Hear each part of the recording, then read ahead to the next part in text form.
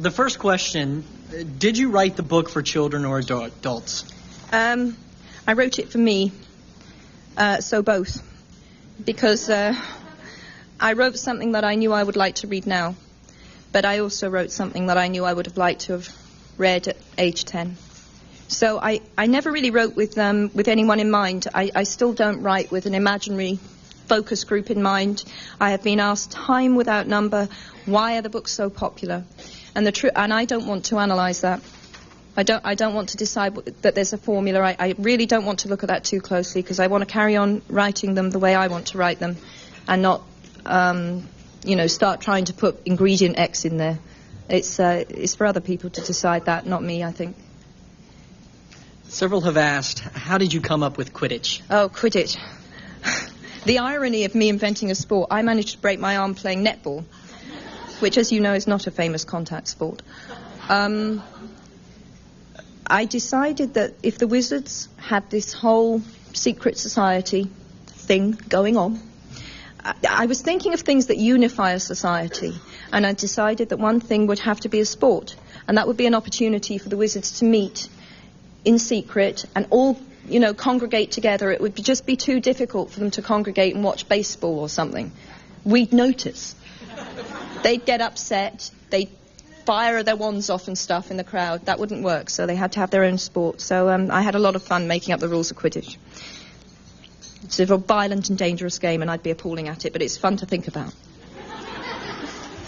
When did you start writing the books? I had the idea for Harry in 1990, so I've now been writing about him for 9 years. And by the time I finish the 7 books, I'll have been writing about him for 13 years. So... And it's going to feel like a bereavement, I know that already. When I write the end on book 7, it's going to be I'm going to be heartbroken. But that's what I planned, and that's what I'm going to do. So. Where do you get the inspiration? Well, if I knew, I'd go and live there. But I have no idea. I get asked that a lot. And sometimes I have to say, well, where do you get your ideas from? And it's the problem with turning it around like that is sometimes people know. So that one doesn't work. You think you're being really clever doing that. Well, here's what oh, no. So, in truth, most of the ideas just come. I have to work hard for some of them. Normally it's a process of kind of twisted logic. Ideas like Platform 9 3/4. I wanted it to be a secret place in a real station, and if you follow that thought through, you think hidden platform, and if you follow that thought through, it's got to be between 2 real platforms, and you end up with a fraction. And I just picked 9 3/4 because it sounded like a, cool number. Sometimes I remember the thought process I followed to get somewhere, but other things just pop up. Several have asked about the movie. Right, the position, where we are on the movie is the script is nearly finished. Director should be chosen by the end of the year. The film should be ready summer of 2001, they're telling me. So I can't wait to see Quidditch. Oh, that's the bit I'm really, really looking forward to seeing. I've told them that. They grinned nervously. Can you imagine Harry ever growing up?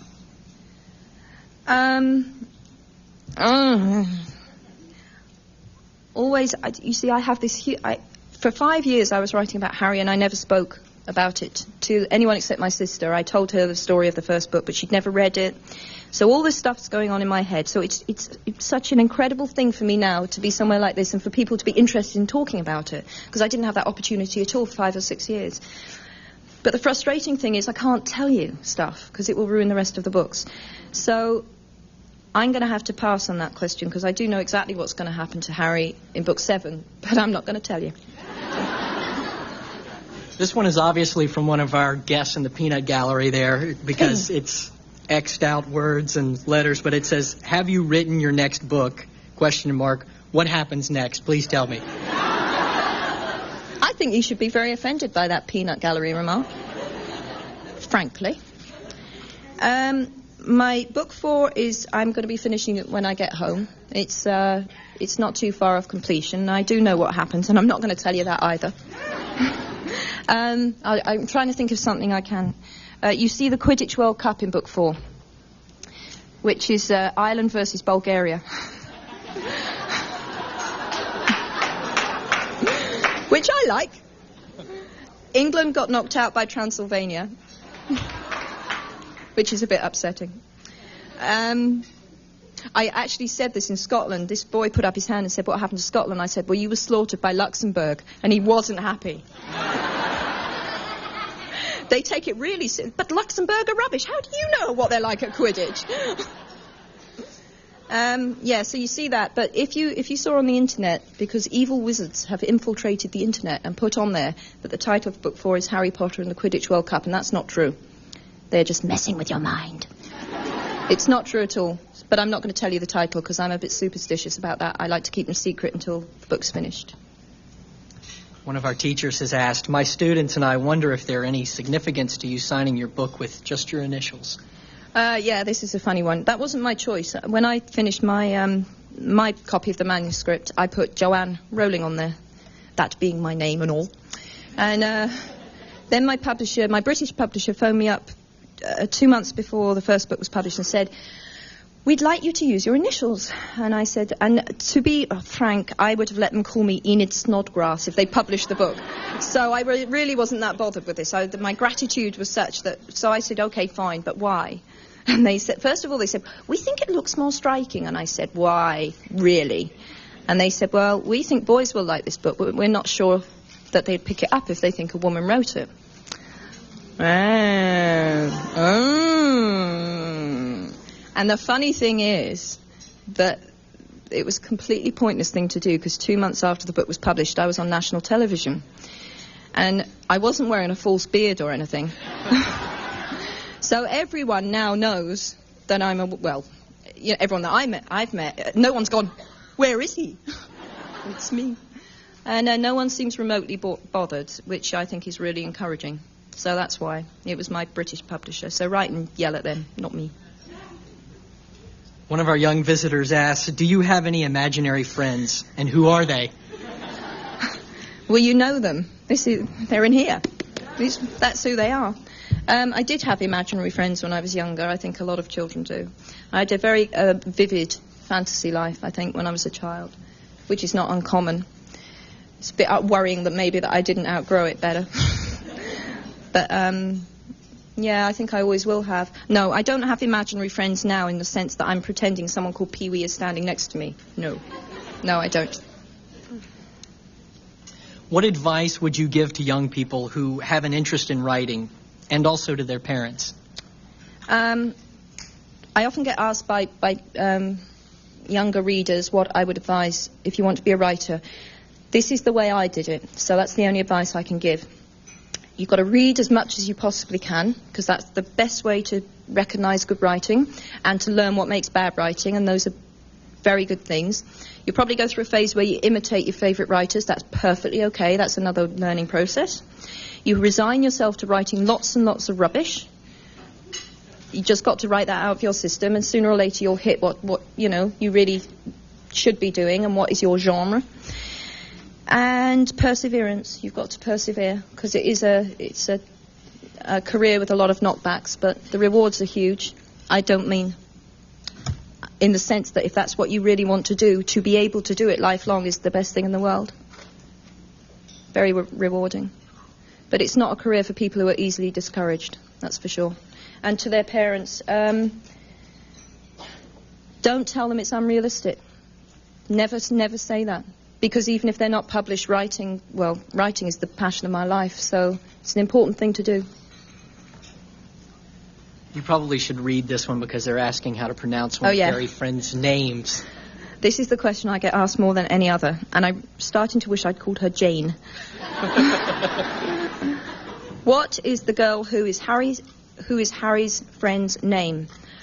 Hermione. Hermione is really common, I hear that a lot, but my favourite one's still Hermy1.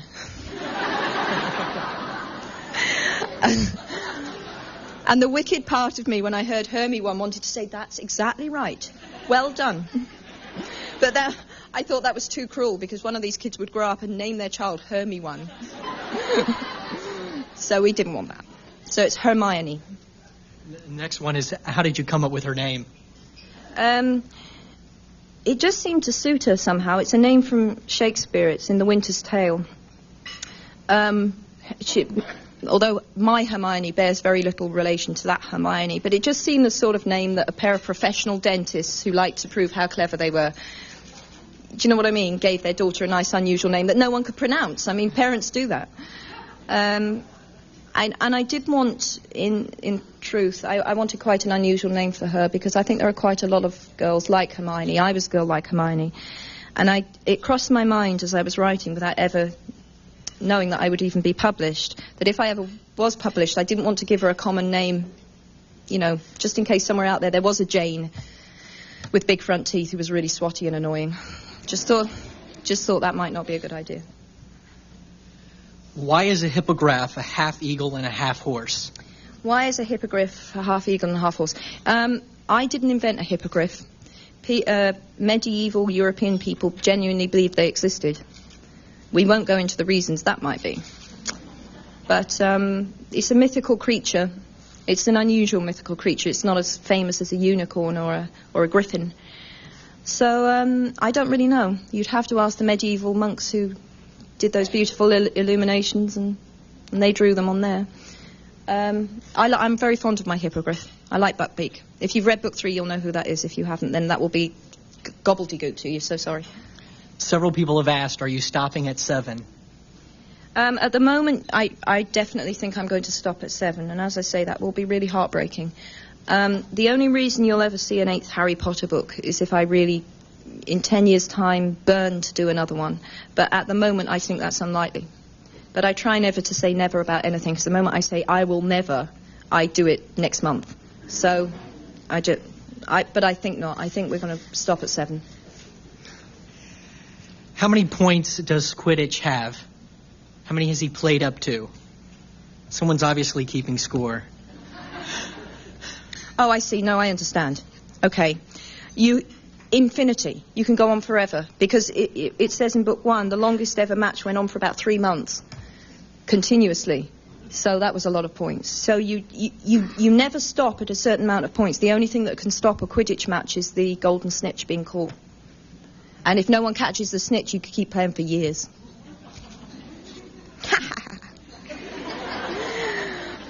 Well, she seemed all right, but she was quite sadistic.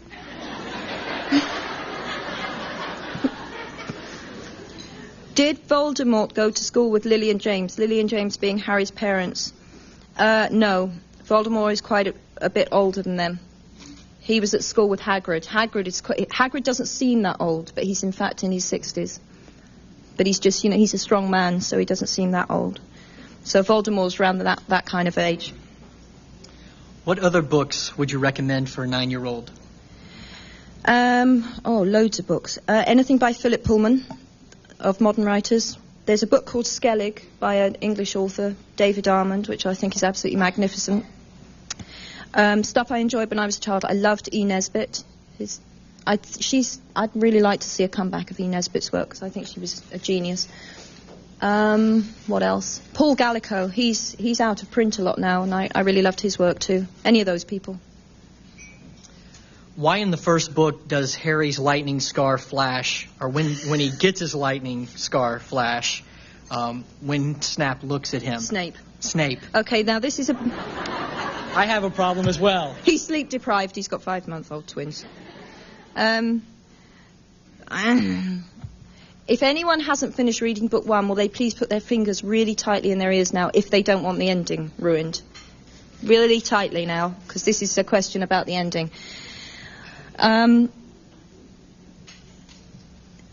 Quirrell had the back of his head to Harry at the point when Harry looked at Snape. So someone else was looking at Harry through a certain turban. See what I mean? If you've read it, you understand. If you haven't read it, you're going, what? But that's okay. We're going to take a few more questions. And The next one is, will Harry ever turn into a shape changer like his father? No, Harry's not in training to be an animagus. Unless you've read book 3, you won't know. That's a wizard that is very, very difficult to do. They learn to turn themselves into animals. No, Harry is not. Harry's energies are going to be concentrated elsewhere. He's not going to have time to do that. He's got quite a full agenda coming up, poor boy. Very good. One more question. Are we going to learn more about Harry's mom in the next book? This is one of those questions. See, some of the best questions I get are about people have clearly read the book so well and they're sensing that there's more to be told about certain people. But I can't ever answer them very fully because I will end up giving things away. There is something very important about Harry's mother that he hasn't yet discovered, but he's not going to find it out in the next book. It's too important for book 4. He finds it out later in the series. That was interesting. I'm going to ask one more. There were a lot of groans when I said we were going to wrap it up, so one more. What happened to Harry's grandparents? Various interesting things. But again, I'm not going to share. Sorry. But that's okay because we have time for another question because I didn't answer that one. Very good. It's a good excuse to write more books. True. Yes. Is there anything that you'd want to add? No, ask me one more question because we didn't really get an answer to that. Very good. No, don't like that one. Oh, I like this one. Do Harry and Hermione have a date? No. They're very platonic friends.